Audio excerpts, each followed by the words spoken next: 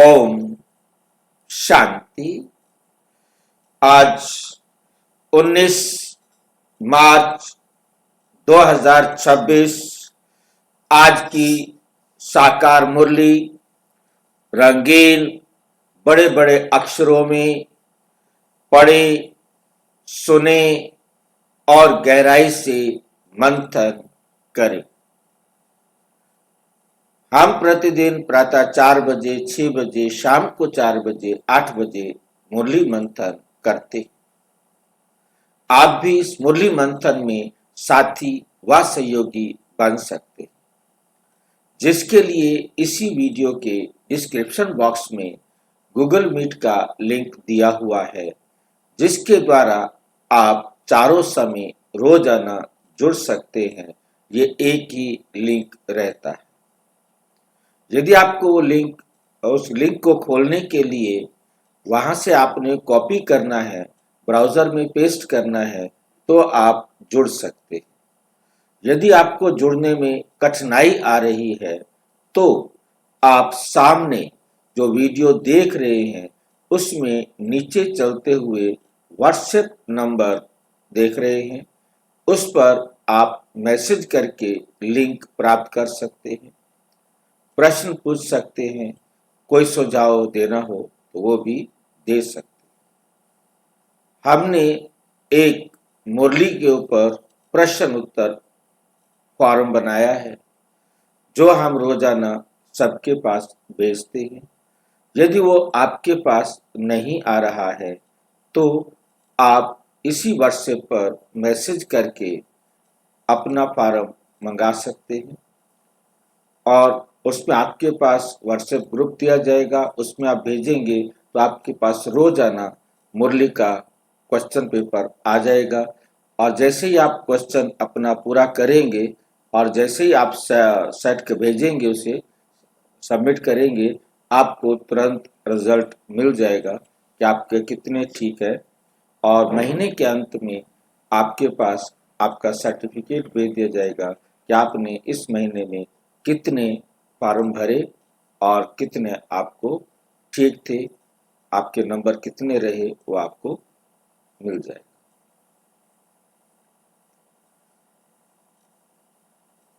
उसके लिए आप व्हाट्सएप पर मैसेज करेंगे तो हम आपके पास भेजना शुरू कर देंगे। अच्छा, ओम शांति। आज की साकार मुरली का सार। मीठा मीठा बाबा कहते मीठे बच्चे, जैसे बाप दादा दोनों निरहंकारी हैं, देही अभिमानी हैं, ऐसे फॉलो फादर करो तो सदा उन्नति होती रहेगी, सदा उन्नति होती रहेगी। जैसे बाप दादा दोनों निरहंकारी, निरहंकारी दोनों बाप दादा हैं, कैसे पता लगा कि वे दोनों निरहंकारी?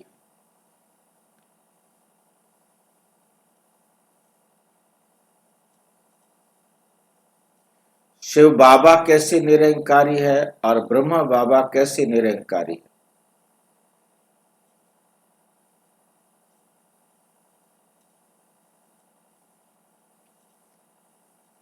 कोई सबूत है आपके पास?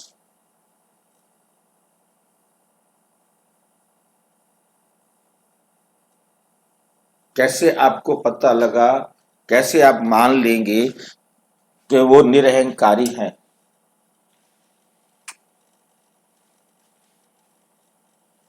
भाई जी, शिव बाबा को कोई शरीर ही नहीं है, ये तो बिना शरीर के, इसलिए वो अहंकार कर ही नहीं, करते नहीं है।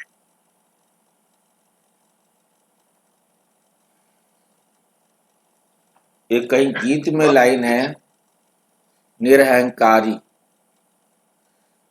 बाबा हर रोज बच्चों को नमस्ते करता है, कोई हाँ, देहाभिमान में नहीं रहता है। ये लाइन है ना, ये तो मैं आकर सबसे पहले बच्चों को नमस्ते करता हूं, तो मुझे नमस्ते नहीं करते हो, मैं नमस्ते करता। तो दोनों निरहंकारी है।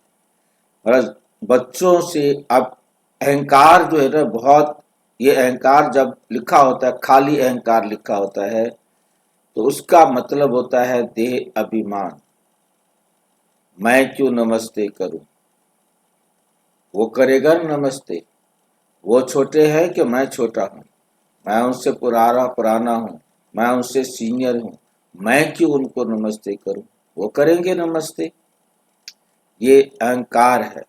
और बाबा का गीत भी बनाया ये कि मैं, बाबा खुद कहते मैं कितना निरहंकारी हूं, मैं तुम्हें रोज आकर के नमस्ते करता हूं, क्योंकि तुम मेरे मास्टर हो। मास्टर माना मालिक हो, तुम तो मेरे मालिक हो। मैं तुम्हें नमस्ते करता हूं। जब तक मैं तुम्हें नमस्ते ना करूं तब तक तुम मुझे जान ही नहीं सकते। मैं अपना परिचय खुद देता हूं आकर के, तुम्हारे पास तो मेरा परिचय भी नहीं था। और दोनों शिव बाबा के लिए क्या कहेंगे, ब्रह्मा बाबा के लिए तो देही अभिमानी कहेंगे, शिव बाबा को क्या कहेंगे?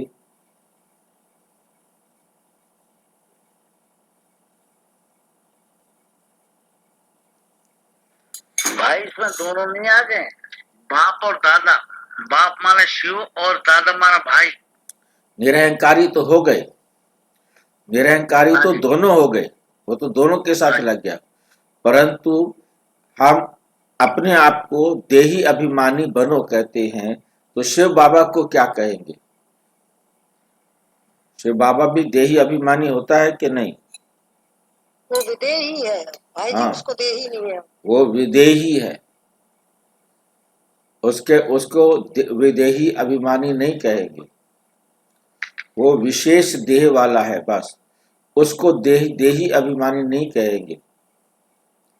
क्यों नहीं कहेंगे? कौन समझाएगा मुझे कि शिव बाबा को हम देही अभिमानी नहीं कहेंगे, क्यों? क्योंकि उसको देह ही नहीं है। उसको देह वो ही तो नहीं है। देह ही नहीं है उसको। हाँ, देही कहा जाता है उसे जिसके पास देह हो।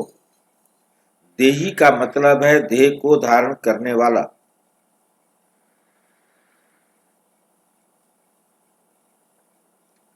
और विदेही का क्या मतलब है? उसको देही है ही नहीं। नहीं, विदेही का मतलब कौन भाई बताएगा? विशेष शरीर वाले को, विशेष देह वाला, उसका विशेष शरीर हो। उसे विशेष देह वाला कहेंगे। देही नहीं है परंतु विशेष देह वाला है। ये कैसी बात हो गई? उसकी देह तो नहीं है परंतु विशेष देह है। विशेष देह कैसी होती है? उसको कोई पेंट किया हुआ होता है? उसको हम बना नहीं सकते, असमर्थ है उसको चिन्ह बनाने में। उसकी जो देह है उसका जो आकार तो है, परंतु वो इतना सूक्ष्म आकार है कि हम उसे देखने में असमर्थ, उसको बताने में असमर्थ, उसको बनाने में असमर्थ। ठीक है कि नहीं? हमारी असमर्थता है, परंतु उसकी देह है। हर आत्मा को विशेष देह है ना भाई जी? हाँ, हर एक आत्मा को विशेष देह है, परंतु आत्मा को हम विदेही कह सकते हैं, परंतु परमात्मा को देही नहीं कह सकते। परम आत्मा को विदेही कहेंगे, उसको देही नहीं कह सकते। तो इसलिए परमात्मा देही अभिमानी नहीं कह सकते उसको। ब्रह्मा बाबा को देही अभिमानी कह सकते हैं, परंतु निरहंकारी दोनों हैं। बच्चों को नमस्ते करते हैं मीन्स जिनमें ये अहंकार नहीं कि ये हमें रिस्पेक्ट दे तो हम इन्हें रिस्पेक्ट देंगे। ठीक है कि नहीं? तो ये बात हमें समझनी है कि हमें अब देही अभिमानी बनना है, देह अभिमानी नहीं। निरहंकारी में अहंकार जो शब्द आया है वो देह अभिमान को दिखाता है। ये हमने अपनी बुद्धि में समझ लेना है कि वहां बेशक निर्देही नहीं कहा, निर्देह अहंकारी बनो, परंतु जब अहंकार शब्द खाली आता है वो होता है देह के लिए, और यदि आत्मा के लिए कहना है तो उसके साथ देही लगाना पड़ता है। और स्पेशल इंडिकेट करना हो तो देह लगा के भी कर सकते, देह अहंकारी। ऐसे फॉलो फादर करो, ऐसे फादर को फॉलो करो तो सदा उन्नति होती रहेगी, हमेशा आपकी उन्नति होती रहेगी, याद की यात्रा में आगे बढ़ते रहेंगे। प्रश्न, ऊंच पद की प्राप्ति के लिए कौन सी खबरदारी रखना जरूरी है? ऊंच पद की प्राप्ति के लिए कौन सी खबरदारी रखना जरूरी है? कौन सी खबरदारी रखें यदि हमें उच्च पद पाना है तो?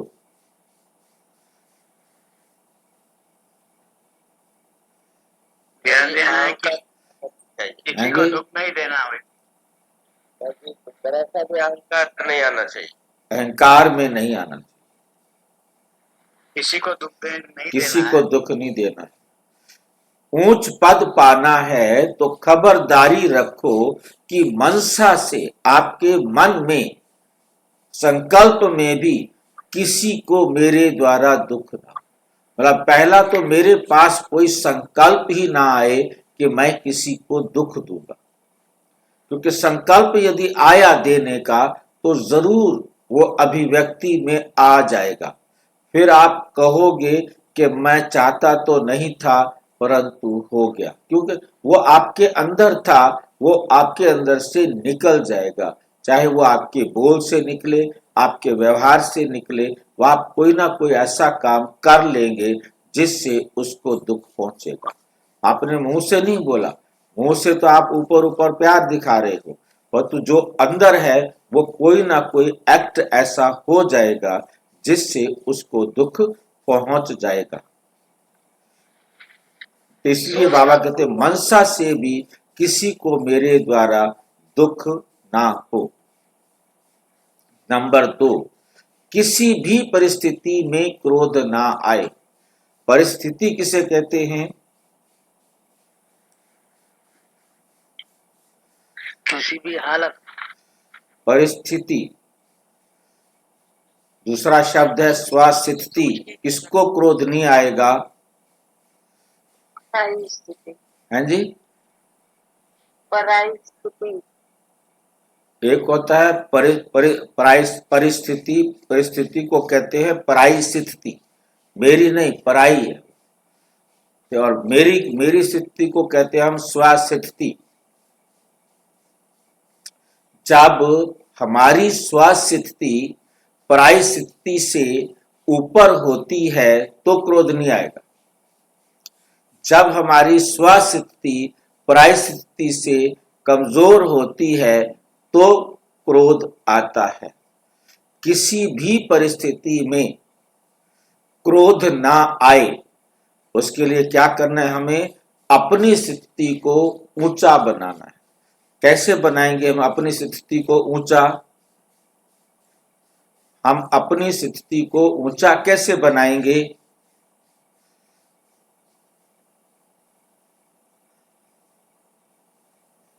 बाबा की याद में रह के, बाबा की याद में रहकर हम अपनी स्थिति को ऊंचा बना सकते हैं। परंतु क्या होगा हमारी याद में? ये तो कॉमन शब्द है याद करना। हम याद में क्या होगा जो हमारी स्थिति ऊंची हो जाएगी?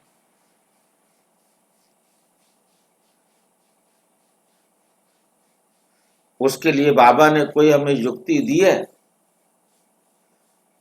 अपने आप को इमर्ज करना, मैं आत्मा हूँ। बाबा श्रीमत पे रहना भाई। आत्मा के साथ उठते बैठते खाते पीते सोते अपने आप को आत्मा समझकर बाप को याद करे, ये परिस्थितियां रहेगी हमेशा। मुझे आत्मा को समझकर बाप याद करने के लिए रोजाना बाबा हमें होमवर्क दिया है स्वमान का। और जब हम स्वमान याद करते हैं तो उसमें मुझे आत्मा की भी स्मृति होती है और परमात्मा की भी स्मृति होती है। मैं शांत स्वरूप आत्मा हूँ। ये वो सोच सकेगा, वो समझ सकेगा जो अपने आप को आत्मा भी समझ रहा होगा और परमात्मा की याद में होगा। स्वमान में रहना स्वस्थिति में लाता है, और जब हम परमात्मा के द्वारा दिए हुए स्वमान में होते हैं तो हमें याद होता है कि मेरा बाप भी शांति का सागर है, मैं शांत स्वरूप आत्मा हूँ। तो जब बाप याद है, स्वमान याद है, तो बाप याद है, बाप याद है तो मैं इतने ऊंचे बाप का बच्चा हूँ। मेरी जो स्वमान की स्मृति के कारण स्थिति जो है ना बहुत ऊंची हो जाती है। तो जब हमारी स्थिति ऊंची होती है तब हम परिस्थिति पर विजयी होते हैं, और जब विजयी होते हैं तो क्रोध नहीं आता। जब पराई स्थिति बड़ी होती है तो हमें हार होने के कारण दुख होता है और क्रोध आता है। क्रोध क्यों आता है? क्योंकि हार होती है हमारी। हार होती है तो दुख होता है, दुख होता है तो क्रोध आता है। बच्चे को क्रोध कब आता है? जब उसको हार होती है, आप उसकी चीज उसको नहीं देते हैं, बेचारा मजबूर हो जाता है तो रोता है, दुखी होता है। तो क्रोध क्या होता है? दुखी आवाज। मैं रोया, उसने कहा तुम चीखे हो। मतलब चीखना, रोना माना दुखी होना। तो बाप को का बनकर बाप के कार्य में इस रुद्र यज्ञ, बाप का बनकर बाप के कार्य में इस रुद्र यज्ञ में विघ्न रूप ना बने। अगर कोई मुख से बाबा बाबा कहे और चलन रॉयल ना हो, रॉयल चलन, बाबा का बच्चा अपने आप को वो नहीं समझ रहा। बाबा बाबा तो सारा दिन बोलता रहता है। बहुत सारे भाई बहन आप देखेंगे बात बात में तकिया कलाम बन जाता है उनका, बाबा बाबा बाबा, मेरा बाबा मेरा बाबा मेरा बाबा। अब सोच करके देखिए क्या उसकी स्थिति है? दूसरे को क्या देखे, स्वयं को ही हम चेक करें कि क्या मैं वास्तव में बाबा की श्रीमत के अनुसार सोच रहा हूं, बाबा की श्रीमत के अनुसार देख रहा हूं, बाबा की श्रीमत के अनुसार सुन रहा हूं। मतलब मेरे पांचों एक्ट बाबा की श्रीमत के अनुसार हैं। मेरा कोई भी कर्म बाबा की श्रीमत पर नहीं हो रहा, नहीं सोच रहा हूं, तो फिर मैं खाली बाबा बाबा बोल रहा हूं तो क्या है? ऊंच पद नहीं मिलेगा। बाबा कहे और चलन रॉयल नहीं। चलन में पांचों चीजें आती हैं, देखना, सुनना, बोलना, करना और सोचना। ये पांचों यदि बाबा के श्रीमत के अनुसार नहीं है तो फिर बाबा बाबा कहना कोई फायदा नहीं, ऊंच पद नहीं मिलेगा। ऊंच पद मिलेगा। हाँ जी, दिखावा हो गया भाई जी, फिर तो वो दिखावा हो गया ना। हाँ उसे कहना। वही बाबा कह रहे, ऊंच पद नहीं मिल सकता फिर। मतलब इस बात को, मतलब आज की मुरली के जो प्रश्न है उसके अनुसार बाबा ने हमें समझाया। क्योंकि हम यदि उच्च पद की प्राप्ति चाहते हैं तो हमें खबरदारी रखनी है। 3 बातें हैं। क्या रखना है? पहली बात में है स्वमान में रहना है, ठीक है नहीं? जब हम स्वमान में रहेंगे तो हम किसी कोई भी परिस्थिति हमें दुखी नहीं हो करेगी, क्रोध नहीं दिलाएगी, क्योंकि दुखी होंगे तो क्रोध में आएंगे। और दुखी कब होते हैं? जब हम देह अभिमान में आते हैं। देह अभिमान में आते हैं, ये देह ही हमारी सबसे पहली बाबा से दूर करने वाली है। तो हम स्वमान में रहेंगे तो हमें दुख नहीं होगा। पहला पॉइंट, दुख नहीं देंगे। दुखी होंगे तो दुख देंगे। और दूसरा पॉइंट है कि हमने दुख दे दिया। क्रोध करना माना दुख देना, क्रोध करना माना दुखी होना और दुख देना, दोनों हो जाते हैं। पहले नंबर से हमें दुख हुआ, दूसरे नंबर पर हमने दुख दे दिया। क्रोध कर दिया तो हमने दुख दे दिया, खुद भी दुखी हुए और दूसरे को भी दुखी कर दिया। क्योंकि क्रोध जिसके ऊपर भी किया जाता है उसको दुख ही मिलता है। ऐसा हो ही नहीं सकता कि वो दुखी ना हो, वो दुखी होगा ही होगा। तो इसलिए हमें बहुत अच्छी तरह से समझना है।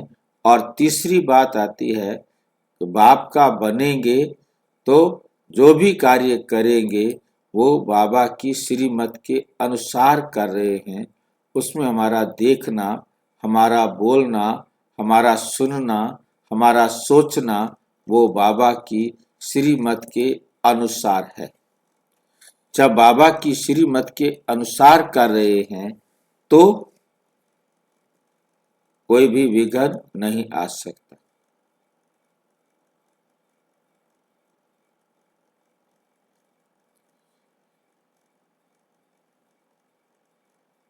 अगर कोई मुख से बाबा बाबा कहे और चलन रॉयल ना हो तो ऊंच पद नहीं मिल सकता। अच्छा, ओम शांति। बच्चे अच्छी तरह से जानते हैं कि बाप से वर्षा पाना है जरूर। कैसे? श्रीमत पर। कैसे? श्रीमत पर। बाप ने समझाया एक ही गीता शास्त्र है जिसमें श्रीमत भगवानो वाच है। भगवान तो सबका बाप है, श्रीमत भगवानो वाच तो जरूर भगवान ने आकर श्रेष्ठ बनाया होगा, तब तो उसकी महिमा है। श्रीमत भागवत गीता अर्थात श्रीमत भगवानो वाच, भगवान तो जरूर ऊंचते ऊंच ठहरा। श्रीमत भी उस ही एक शास्त्र में गाई हुई है और कोई शास्त्र में श्रीमत भगवानो वाच नहीं, और किसी शास्त्र में श्रीमत भगवानो वाच नहीं है।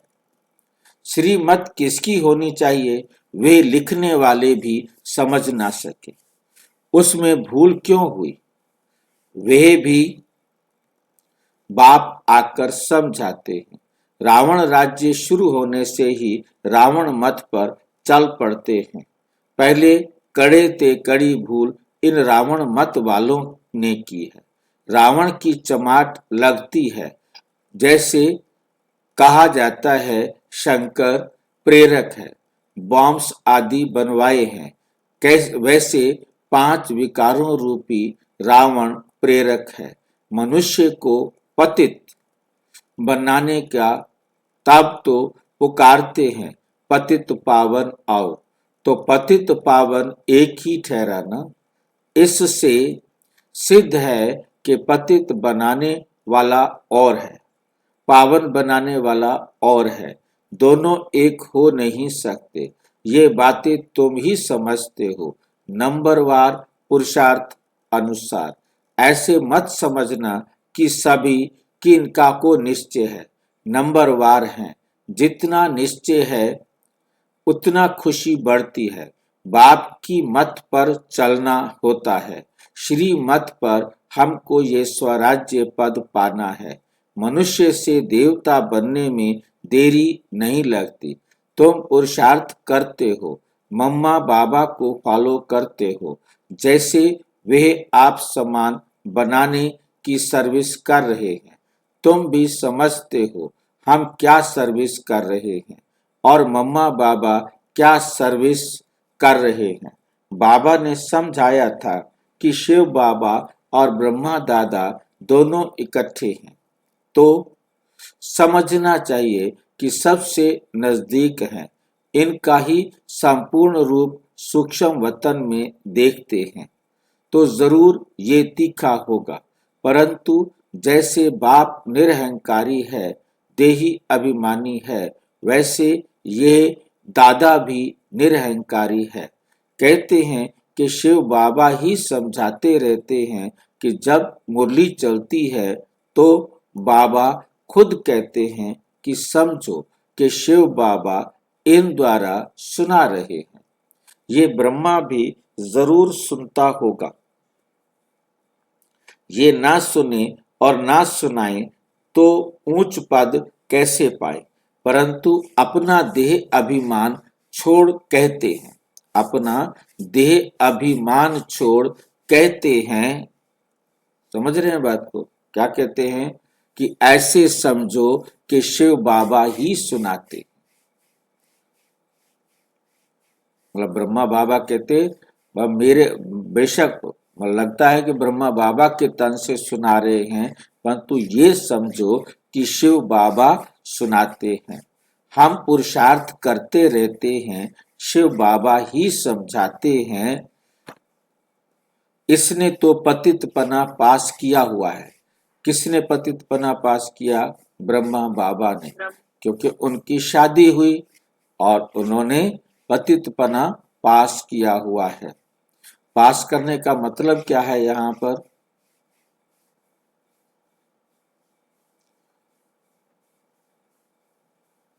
पतित से पावन बने। पास करना मतलब सफलता प्राप्त करना। फेल हुए, ये वाला पास लगेगा या कोई और पास लगेगा? भाई जी बेकार होना थी ना बाबा पहले। हाँ, ब्रह्मा तो बाबा पास होने का मतलब सफल हुए या फेल हुए?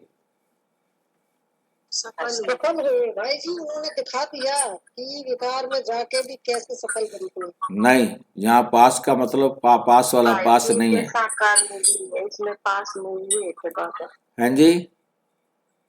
ये साकार मूर्ति है, इसमें ब्रह्मा बाबा पास हुए हैं। विकार में जाना पास होना नहीं है। ये पास वो वाला पास नहीं है। यहाँ है पास गुजर जाने वाला। जैसे हम जो है ना गुड़गांव से पास हो गए हैं, मतलब हम गुड़गांव से पार हो गए हैं। एक होता है पास होना, सफल होना, फेल हुआ या पास हुआ।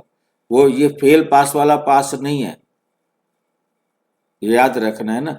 इस पास का मतलब है कि हम उसको पार कर दिया। पास नहीं हुए, पार कर दिया। अंतर समझना है। ये अंग्रेजी वाला पास हो रहा है। पास का मतलब हमने पेपर पास नहीं किया। विकार में जाने को हम पास नहीं कह सकते, हम उसको विकारी ही कहेंगे, फेल ही कहेंगे। ठीक है ना? और मम्मा जो है तो कुमारी थी, तो मम्मा ऊंची चली गई। मम्मा तो विकार में गई ही नहीं। एक व्यक्ति विकार में गया, एक व्यक्ति विकार में नहीं गया। इसमें पास फेल किसको करेंगे? ये ध्यान रखना है। ये वो वाला पास नहीं है। ये पास है जिसको वो भी टाइम आया था कि विकारों में गया और उसको फिर गृहस्थियों को पास होने के लिए ब्रह्मा बाबा को कहा जाएगा ना, क्योंकि वो तो कुमारी थी, वो तो पतितपना जानती ही नहीं थी। बहन जी बात ध्यान से समझो। ये पास शब्द फेल पास वाला पास नहीं है। पास करना, पास करना। गृहस्थियों को तो ब्रह्मा बाबा को फॉलो करना है ना, तो ब्रह्मा बाबा को ही पास माना जाएगा। बहन जी ये पास का मतलब ध्यान से समझो। ये पास का मतलब फेल पास वाला पास नहीं है। नहीं जी, ये पास करना है जैसे गुजर जाना, मतलब उसको पार कर जाना। मतलब वो टाइम जो है ना, जो विकार वाला पास कर गया, पार कर गया। जैसे कोई भी जो है ना कोई चीज गुजर जाती है, उसको पास करना कहा जाता है। जैसे होली, होली शब्द होता है ना, होली। अब इस होली के 3 शब्द हम आमतौर से बताते हैं। उन तीनों शब्दों को समझे। एक होली, होली मतलब पवित्रता। दूसरा शब्द है होली, बीत गया। तीसरा शब्द है होली, मैं बाबा की हो गई। अब शब्द तो एक है, परंतु उसके अर्थ तीन है। ठीक इसी प्रकार से पास रहना, पास होना और पास करना, ये तीन शब्द है, बहुत ध्यान से समझना है। पास को, पास होना मतलब आपने कोई परीक्षा पास कर ली। दूसरा है पास रहना, किसी के नजदीक रहना, ठीक है कि नहीं। और तीसरा पास है पास करना। पास करना माना उसको पार कर जाना। किसी को डाउट है तो पूछो, ये कौन सा पास है, ये भी बुद्धि में होना बहुत भाई जी, जरूरी वो है। तो ठीक है, लेकिन फॉलो ब्रह्मा बाबा को ही तो करना है ना। तो जी वो बात जब आएगी तब करेंगे ना। अब यहाँ बात वो नहीं हो रही ना। यहाँ कौन सा पास करना आ रहा है उसको समझो। पास्ट अवे, हाँ जी, बात हो गई कर्मेंद्रिय की जगह की, तो इसमें तो ज्यादा रोल ब्रह्मा बाबा को ही कहा जाएगा ना, क्योंकि घर की रस्त में रह के उन्होंने अपने जीवन को कमर फूल समान बनाया। बहन जी बात मैं जो सोच रहा हूँ आपको समझाऊं कि पास तीन है, वो तीन पास किसी को समझ में आ गए हैं तो मैं आगे चलूं। हाँ ठीक है भाई जी, आगे चलिए, वो तो समझ गए। नहीं किसी मतलब और आप बुद्धि के प्लीज आधार पर प्लीज कुछ और किसी को बोला जा रहा है। और किसी को बोलने दीजिए बहन जी। हाँ और कोई बताओ। पास्ट अवे भाई जी, पास्ट अवे एक सब चीज होता है, पास्ट अवे। हाँ अंग्रेजी पास अंग्रेजी का शब्द है, मैं वही कह रहा हूँ, पास ये अवे। पास अंग्रेजी वाला पास है, हाँ मतलब ये पास के लिए मैंने इसलिए फेल तीन पास शब्द। वाला पास नहीं है। हाँ ये फेल पास वाला पास नहीं, मतलब ये बुद्धि में क्लियर होना चाहिए ना कि हम पढ़ना आसान है, परंतु पढ़ने के लिए समझने के लिए सही सही जगह पर सही शब्द को ना समझा जाए तो उसका अर्थ फिर ऑटोमेटिक कुछ का कुछ हो जाता है। क्योंकि भाई जी भूतकाल वाला पास है जो हो गया। हाँ बीती वाला, बीतने वाला, बिता दिया, पास हो गया, मतलब भूतकाल में था वो पास। पास होने का मतलब फेल पास वाला पास नहीं है ये। एक है पास रहना, एक है पास होना और तीसरा है पास करना, गुजर जाना, वो पीछे निकल गया। मम्मा तो कुमारी थी तो मम्मा ऊंच चली गई, मम्मा ऊंच चली गई। तुम भी कुमारियां मम्मा को फॉलो करो। गृहस्थियों को बाबा को फॉलो करना है। गृहस्थी जो है उन्होंने बाबा को फॉलो करना है कि जैसे बाबा ने अपने आप को विकारों से मुक्त किया, ऐसे तुम भी अपने को अब मुक्त करो। अब जो पवित्र हैं वो कुमारी को मम्मा को फॉलो करे और जो अपवित्र बन गए हैं वो बाबा को फॉलो करे, क्योंकि बनना तो दोनों ने आप पवित्र है ना। अब कुमारी है, सोचे अब तो मैं पहले शादी करूं, नहीं, तुम पवित्र हो तो अच्छी बात है, मम्मा को फॉलो करो। तुम पवित्र नहीं बने हो तो ब्रह्मा बाबा को फॉलो करो, उन्होंने भी उस अपवित्रता के समय को गुजार दिया, अब तुम भी उसे पास्ट कर दो। बस आज के बाद हमको पवित्र रहना है, तो हमने ब्रह्मा बाबा को फॉलो किया, अब हम पतित नहीं बने। बाकी पास फेल पास नहीं हुए। हर एक को समझना है कि मैं पतित हूं, मुझे पावन बनना है। मुख्य बात बाप ने याद की यात्रा की सिखलाई है, इसमें देह अभिमान नहीं करना है। याद की यात्रा की सिखलाई है, इसमें देह अभिमान नहीं रहना चाहिए। इसमें क्या नहीं रहना चाहिए? देह अभिमान नहीं रहना चाहिए। अच्छा, कोई मुरली नहीं सुनते, कोई मुरली नहीं सुना सकते। अच्छा, कोई मुरली नहीं सुना सकते तो याद की यात्रा पर रहो, बाबा की श्रीमत पर चलते रहो, अपने आप को हर पल सुधारते रहो। यात्रा तब है जब हम हर पल अपने आप को सुधार रहे। अब हम खाली याद की यात्रा को पढ़कर चले जाए, हम उसका अर्थ खुद को नहीं समझाएंगे तब तक हम अपने आप को सुधारेंगे नहीं। याद की यात्रा का मतलब है मैं तब याद की यात्रा पर हूं जब मैं अपने आप को सुधार रहा हूं। यदि मैं अपने आप को सुधार नहीं रहा हूं तो मैं याद की यात्रा पर नहीं, मैं याद की यात्रा पर नहीं हूं। ये बिल्कुल अच्छी तरह मैं सारा दिन में चेक करो कि आज मैं सारा दिन में अपने आप को कितना सुधारा, मेरे में कितना चेंज आया, अच्छे वाला चेंज मेरे में आज कितना आया। तब तो समझो मैंने आज याद की यात्रा में रहा हूं। और यदि मेरे में कोई भी सुधार नहीं आया है तो मैं वहीं का वहीं खड़ा हूं। आज मुझे 30 साल हो गए हैं, 20 साल हो गए हैं, 5 साल हो गए हैं, मेरे में कोई चेंज आया है? या मैं जैसे 5 साल पहले था, 10 साल पहले था, 20 साल पहले था, आज भी मैं वैसा ही हूं? तो फिर मैं पहली क्लास में ही खड़ा हूं, मैं दूसरी क्लास में आया ही नहीं। हर टाइम हमें पास होना, हर टाइम हमें आगे बढ़ना है। पास होना है, तो पिछला छोड़ देना है, आगे बढ़ना है। नहीं वो पास छो होना है।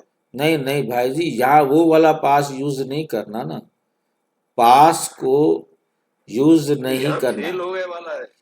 कौन से पास को कब यूज करना है ये हमें अलर्ट रहना है। अब हमने हाँ जी, रोज का रिजल्ट तो भाई जी, रोज रिजल्ट देखना है।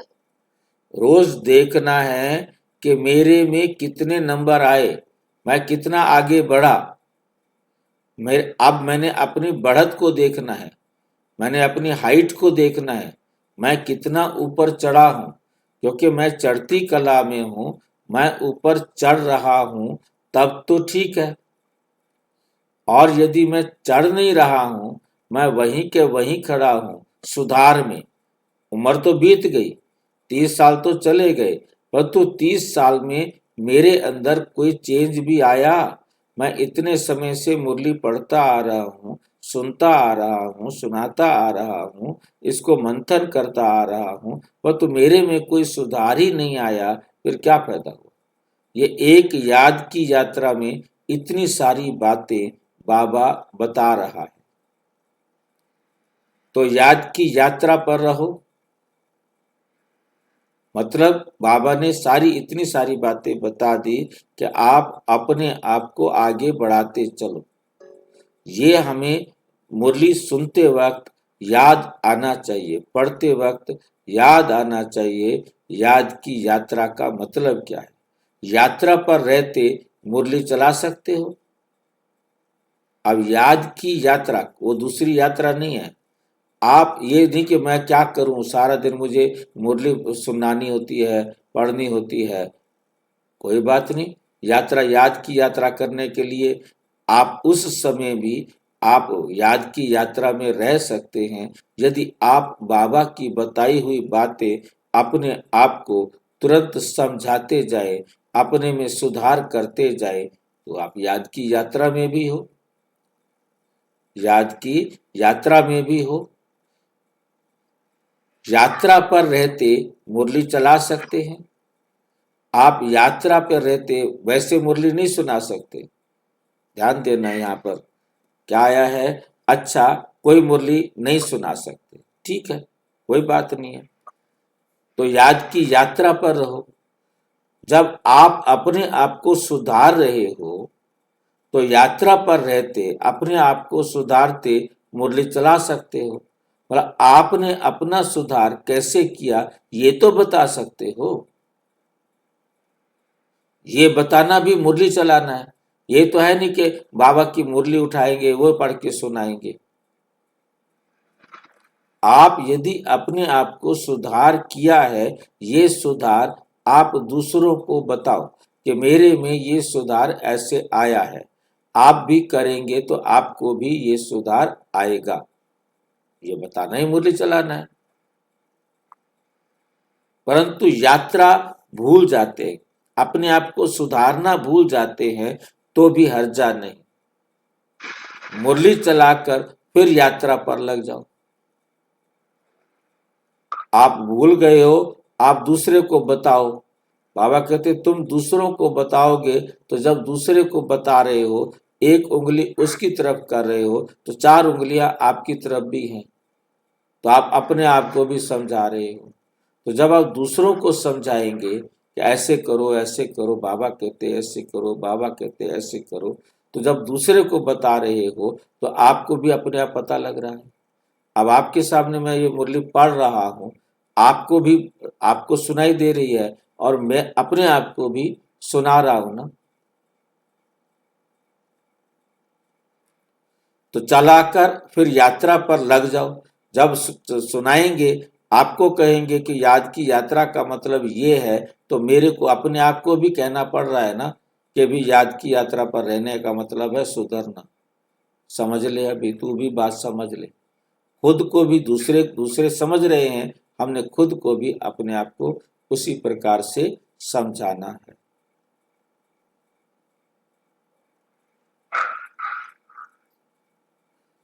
क्योंकि वे वाणी से परे वानप्रस्थ अवस्था है।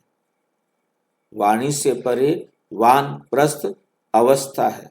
मूल बात है देही अभिमानी हो, बाप को याद करते रहो और चक्र को याद करते रहे, किसी को दुख ना दे, यही समझाते रहें, बाप को याद करो, ये है यात्रा। मनुष्य जब मरते हैं तो कहते हैं स्वर्ग पधारा। अज्ञान काल में कोई स्वर्ग को याद नहीं करते। स्वर्ग को याद करना माना यहाँ से मरना। ऐसे तो कोई याद नहीं करते। अभी तुम बच्चे जानते हो हमको वापस जाना है। बाप कहते हैं जितना तुम याद करेंगे उतना खुशी का पारा चढ़ेगा, वर्षा याद रहेगा। जितना बाप को याद करेंगे उतना हर्षित रहेंगे। बाप को याद ना करने से मूंझते, बाप को याद नहीं करने से क्या होगा? मूंझेंगे। मूंझना माना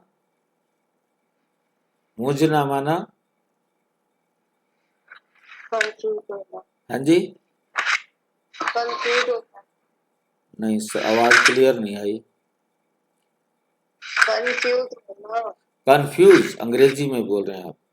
कंफ्यूज होना, मैं क्या करूं, इधर जाऊं कि उधर जाऊं, समझ में नहीं आ रहा कि मुझे क्या करना चाहिए, उसको कहते हैं कंफ्यूज होना।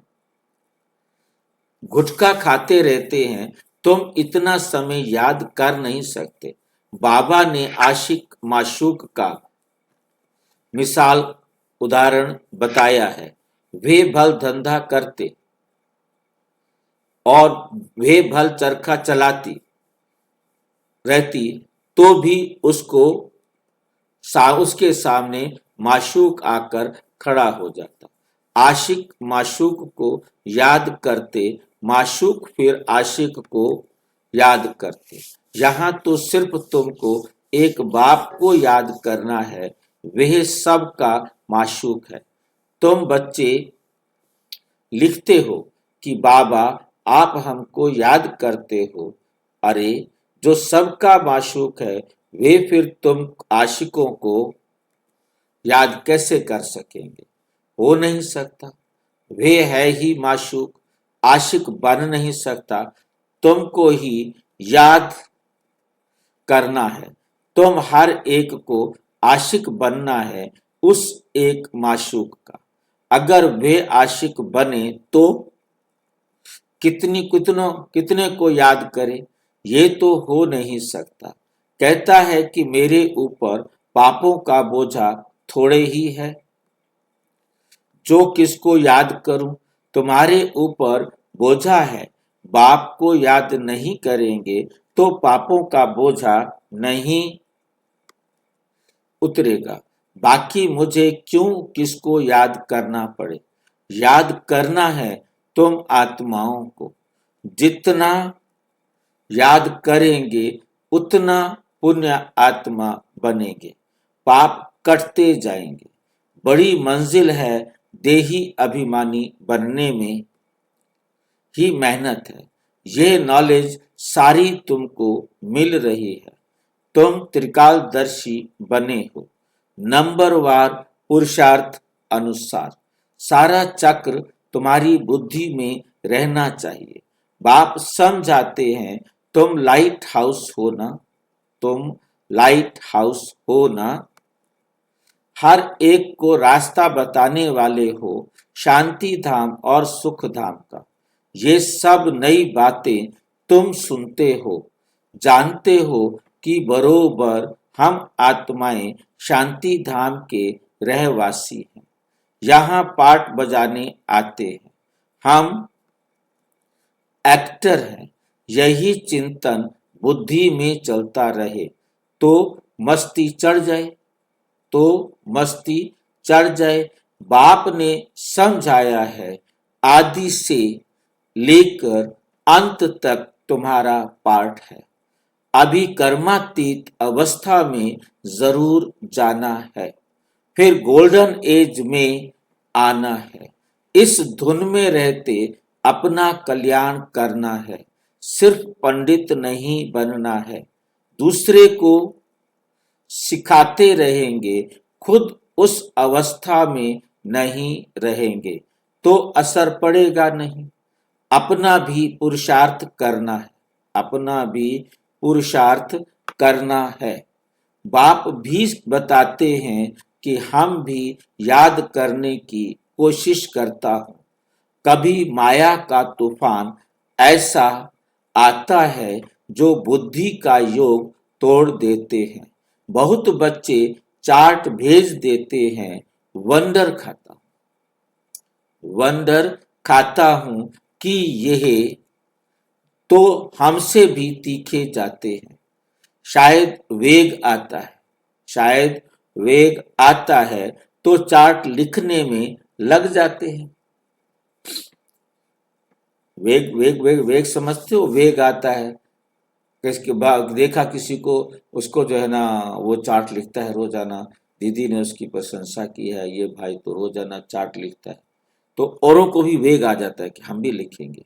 तो जब दूसरे को लिखते हुए देखते हैं तो हमें भी क्या आता है, जोश आता है। वेग का मतलब यहाँ जोश आता है, तो चार्ट लिखने में लग जाते हैं। परंतु ऐसी अगर तीखी डोरी पहने तो नंबर 1 में चले जाएं, परंतु नहीं, वे सिर्फ चार्ट लिखने तक है। चार्ट लिखते क्योंकि उनको चार्ट की प्रशंसा उनकी हुई है, तो हम भी पहले चार्ट लिखते थे, और तो चार्ट लिखने का मतलब समझ में नहीं आता था। मतलब समझ के सुधार हो ही नहीं रहा। लिखें क्या? टिक टिक टिक, या no no no, yes no no yes, yes no no yes. Chart मैंने बनाता था, सबको देता था, पर तो मेरे को ही रियलाइज हुआ कि तो फेक है, या तो वही का वही हम लिखते जा रहे हैं। तब याद की यात्रा का मतलब मुझे नहीं मालूम था। जब हम चार्ट लिखते थे, याद की यात्रा का मतलब नहीं मालूम था कि याद की यात्रा क्या होती है। हमें रोजाना सुधार देखना है, तब तो चार्ट भी लिख सकेंगे। जो अपना सुधार नहीं करेगा वो चार्ट नहीं लिख सकता। तब तो मतलब हम नए थे, तो नए में हमें ट्रेनिंग में बताया गया चार्ट लिखना चाहिए। ठीक है जी, चार्ट लिखना चाहिए। अब चार्ट बनाए दुनिया, रोज रोज नए चार्ट, हर महीने नया चार्ट बनाना, सारे भाई क्लास के भाई बहनों को बांटना, मतलब जोश था। परंतु वो जोश कैसा था, मुझे खुद ही चार्ट नहीं, सुधार नहीं कर पा रहा हूँ, मेरा खुद ही सुधार नहीं हो रहा, मैं उसमें लिख नहीं रहा हूं, तो दूसरे क्या लिखते होंगे। मैं अपने आप को सुधार नहीं रहा हूं तो कैसे दूसरे सुधरेंगे। नंबर 1 में चले जाएं, परंतु नहीं, वे सिर्फ चार्ट लिखने तक है। ऐसे नहीं लिखते कि बाबा इतनों को आप समान बनाया। ये लिखो कितनों को आप समान बनाया, बताओ। और वो भी लिखे बाबा हमको इसने आप समान बनाया, रास्ता बताया। ऐसा समाचार आता ही नहीं है, तो बाबा क्या समझेंगे। सिर्फ चार्ट भेजने से काम नहीं चलता, आप समान भी बनाना है, अपने समान भी उसको बनाना है। रूप और बसंत दोनों बनना है। रूप का मतलब अपने आप में धारण करना, बसंत का मतलब दूसरों को अपनी खुशबू देना, ताकि वो भी मेरे को कॉपी करे, मेरे को अनुसरण करे। देह अभिमान मार डालता है। देह अभिमान क्या करता है? मार डालता है। और रावण ने देह अभिमानी बनाया है। रावण ने हमको क्या बना दिया है? देह अभिमानी। देह अभिमानी का सिर अभिमानी का सिर नीचा। अभी तुम देही अभिमानी बनते हो, अब तुम क्या बन रहे हो? आत्म अभिमानी। फिर आधा कल्प के बाद माया रावण देह अभिमानी बनाती है। देही अभिमानी तो बहुत मीठा बन जाते हैं। जो देही अभिमानी होते हैं, जो आत्म अभिमानी होते हैं, वो बहुत मीठा बन जाते हैं। संपूर्ण तो अभी कोई भी बना नहीं है। इसलिए बाबा हमेशा कहते हैं कि किसी के भी दिल को रंज नहीं करना, दुख नहीं देना, सबको बाप का परिचय दो। बोलने करने की भी बड़ी रॉयल्टी चाहिए। बोलने करने की भी क्या चाहिए? बड़ी रॉयल्टी चाहिए।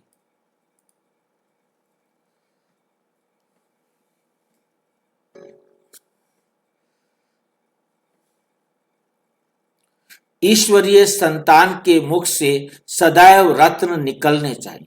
ईश्वरीय संतान के मुख से क्या निकलने चाहिए? सदैव रत्न निकलने चाहिए। तुम मनुष्यों को जिए दान देते हो, रास्ता बताना है और समझाना है। तुम परमात्मा के बच्चे हो ना, उनसे कोई तुमको स्वर्ग की राजाई मिलनी चाहिए।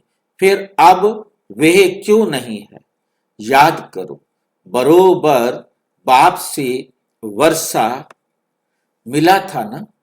तुम भारतवासी देवी देवताएं थे, तुमने ही 84 जन्म लिए।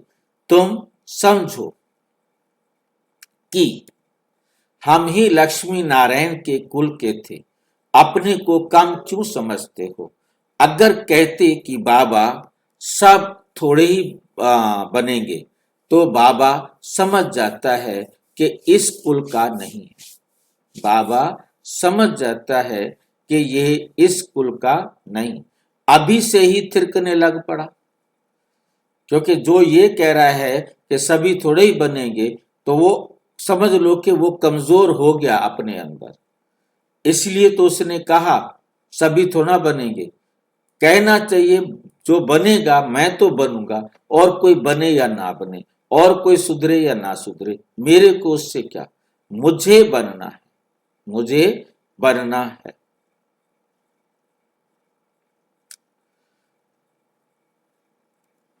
तुमने 84 जन्म लिए हैं। बाप ने 21 जन्मों की प्रारब्ध जमा कराई। बाप ने क्या कराई है?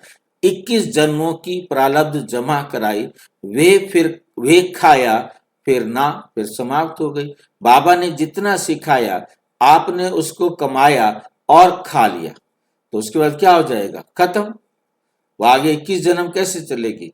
आपने थोड़ा सा कुछ सीखा और उसकी खूब प्रशंसा की, लोगों से प्रशंसा सुनी, तालियां बजवा ली और सबको, बस उससे जो है ना आपका जमा नहीं होता, वो कमाया और खाया हो जाता है। कट चढ़ते चढ़ते तमो प्रधान कोड़ी मिसल बन पड़े हो। अब 21 जन्म के लिए तुमने कमाया था, 21 जन्म तुमने उसको भोग लिया, अब उसके बाद अपने आप को सुधारने का कोई मौका ही नहीं बना, तो नीचे नीचे गिरते जाते हो, फिर कोड़ी मिसल बन जाते हो, कोई वैल्यू नहीं रहती। कहाँ भारत 100% सॉल्वेंट था, विघ्न विनाशक था, इन्हों को ये वर्षा कहाँ से मिला? एक्टर्स ही बता सकेगा। जो नाटक करने वाला है, जो एक्टर है, पार्ट बजाने वाला है, वही बता सकेगा ना कि वर्षा कहाँ से मिलेगा। मनुष्य है, एक्टर है, हम आत्माएं भी क्या हैं? या एक्टर हैं। उनको ये पता होना चाहिए कि इन लक्ष्मी नारायण को बादशाही मिली कहाँ से। कितनी अच्छी अच्छी पॉइंट्स हैं। जरूर आगे जन्म में ही ये राज्य भाग्य पाया होगा।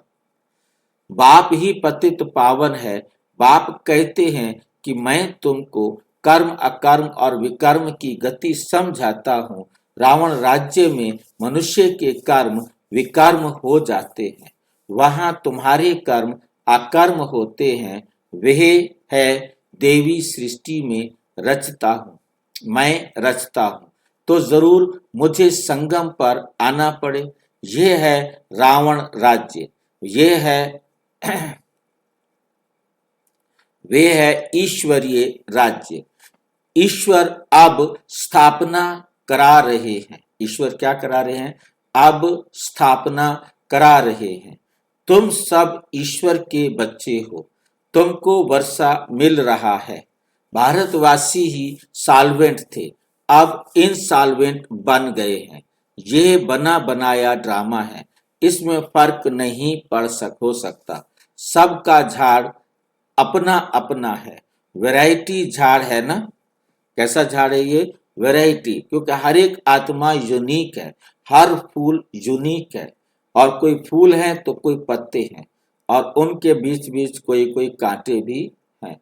देवता धर्म वाले ही फिर देवता धर्म में आएंगे। क्रिश्चियन धर्म वाले अपने धर्म में खुश हैं, औरों को भी अपने धर्म में खींच लिया है।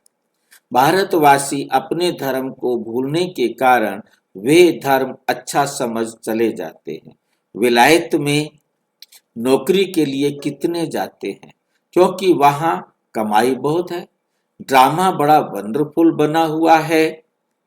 इसको समझने की अच्छी बुद्धि चाहिए, इसको समझने की अच्छी बुद्धि चाहिए।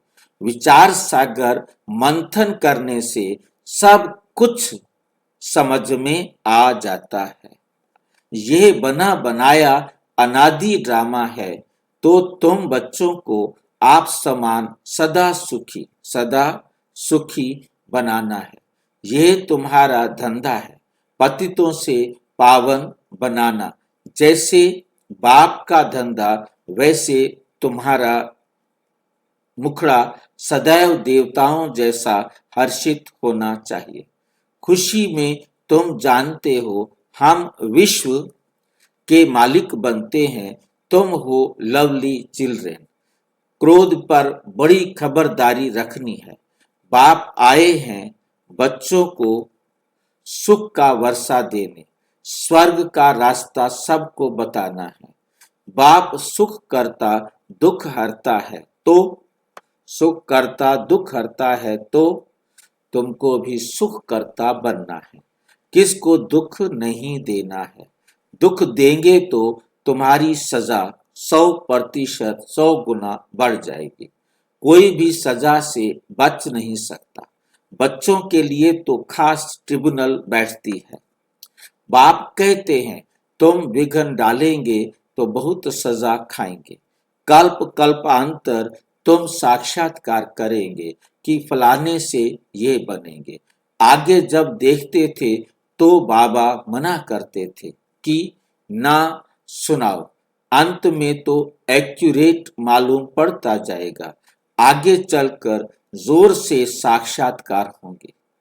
आगे चलकर जोर से साक्षात्कार होंगे। अब क्या होगा? आगे चलकर साक्षात्कार होंगे। कौन कराएगा साक्षात्कार? कौन कराएगा साक्षात्कार? कैसे होंगे साक्षात्कार? भाई जी स्वयं को ज्ञान समझ में आता चले जाएगा। तो कोई तो निमित्त बनेगा ना, कोई बहन भाई ज्ञान को समझाने के निमित्त भी तो बनेगा ना। तो साक्षात्कार समझ में आना, समझाना। तो जब तक आप किसी को समझाएंगे तब तो साक्षात्कार होगा ना उनको, तब तो उनको समझ में आएगा ना। आगे चलकर जोर से साक्षात्कार, मतलब इतनी ज्ञान की कंसेप्ट सबको क्लियर होते जाएंगे, क्योंकि आप सभी एक क्या हो ये याद रखो। आप सभी कौन हो?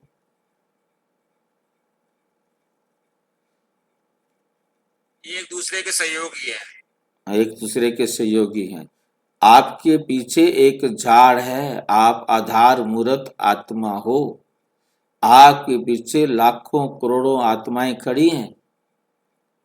वो इंतजार कर रही हैं, उनको आपने समझाना है, उनको आपने रास्ता दिखाना है। वो आपका इंतजार कर रही है कब आप इस लायक बने और उनको रास्ता दिखाएं। ठीक है कि नहीं?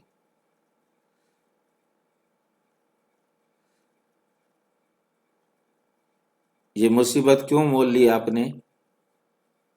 किसने कहा कि ऐसी नौकरी ज्वाइन करो, ऐसे स्कूल में ज्वाइन करो जहां घर बैठे मुसीबत आ जाए? भाई जी ये ड्रामा बहुत है। ये ड्रामा में नूंद है। और नूंद और तो ठीक है, परंतु ये मुसीबत हमारे सिर पड़ गई ना कि सबको सुनाना है, रात नींद दिन की नींद चैन खराब करो, सबको सुनाओ। हमने दुनिया का ठेका लिया है क्या? भाई जी हम उम्मीदवार है तो जिम्मेदारी भी लेना पड़ेगी। राजा ही पाना मासी का घर पैसे है। पैसे पैसे देता नहीं कोई, खिलाता पिलाता कुछ है ही नहीं। ठीक है कि नहीं? और काम करवाने पे लगा रहता है। चलो आप सारे जैसे समझो, मैं क्या करूं।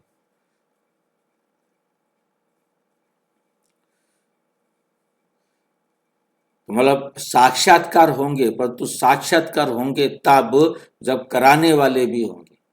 ड्रामा में सब होगा, परंतु ड्रामा के ऊपर बैठना नहीं है, करना है, पुरुषार्थ करना है। हमें मेहनत करनी है, हर आत्मा तक बाबा का संदेश पहुंचाने की सेवा करनी है।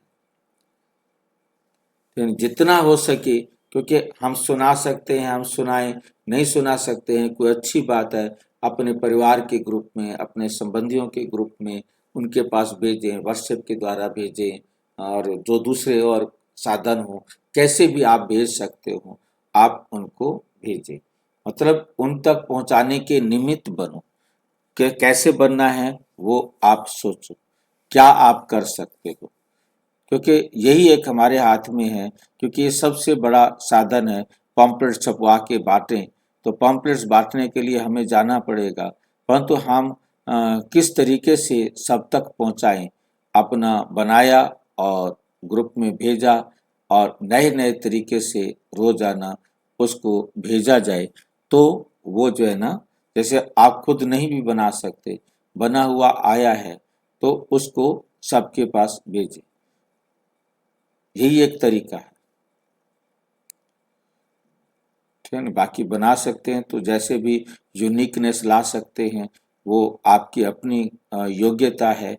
अपनी योग्यता को उसके अंदर यूज करें, ठीक है ना, ताकि वो सेवा हो सके।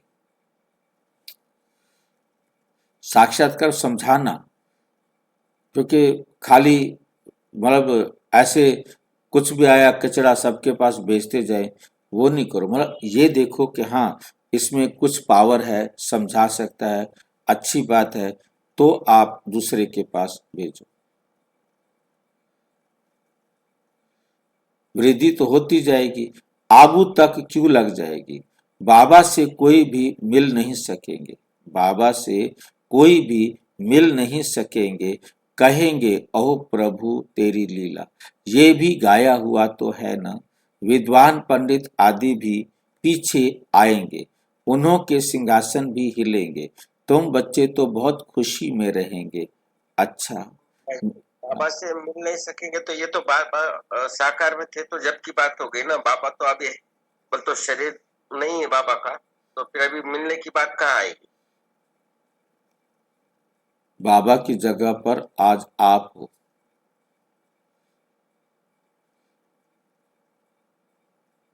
अब बाबा से मिलने वाले थे, वो बाबा से मिल लिए, अब आपसे मिलने वाले हैं।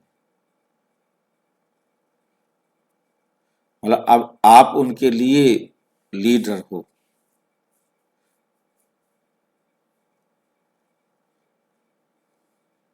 उन्होंने जिन्होंने बाबा से मिलना था वो मिल लिए।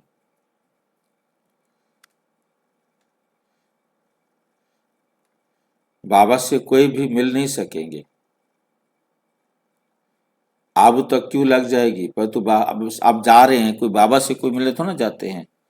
बेशक कहा जाता है बाबा मिलन, वहां कोई बाबा तो है ही नहीं। अब वृद्धि होती जाएगी, आबू तक क्यों लगेगी। बड़े बड़े प्रोग्राम्स होते हैं तो उसके अंदर हम देखते हैं कि इतनी भाई 30,000 40,000 लोग आ जाते हैं एक प्रोग्राम के अंदर, कभी 20,000 कभी 25,000।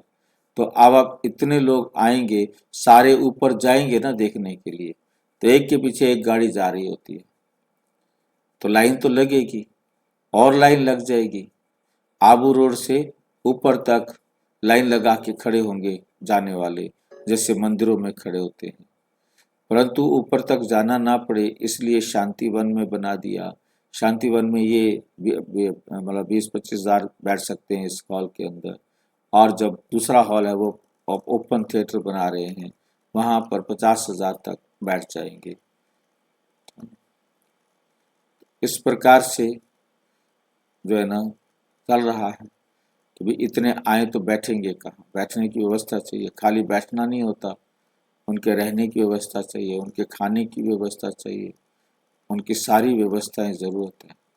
बाबा से कोई भी मिल नहीं सकेंगे, कहेंगे ओ प्रभु तेरी लीला।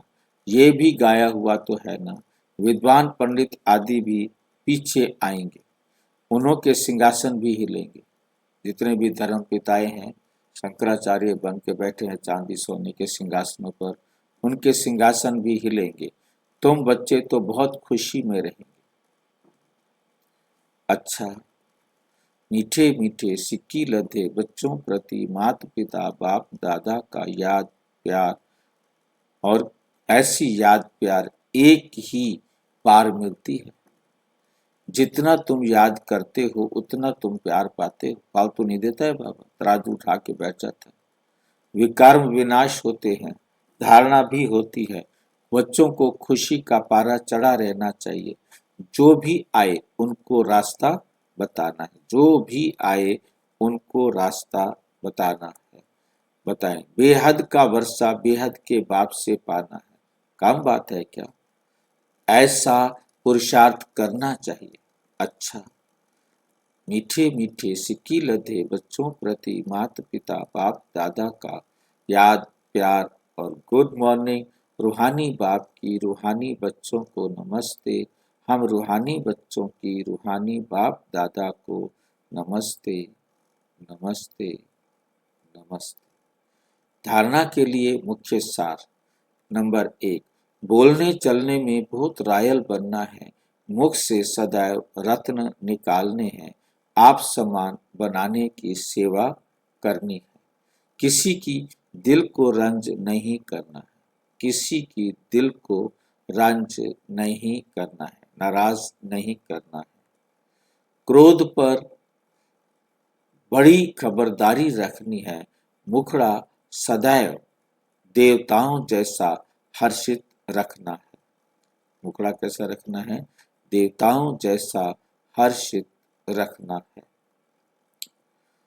स्वयं को ज्ञान योग बल से देवता बनाना है।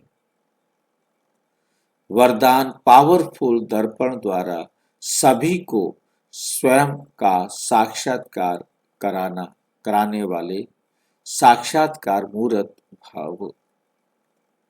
जैसे दर्पण के आगे जो भी जाता है उससे स्वयं का स्पष्ट साक्षात्कार हो जाता है।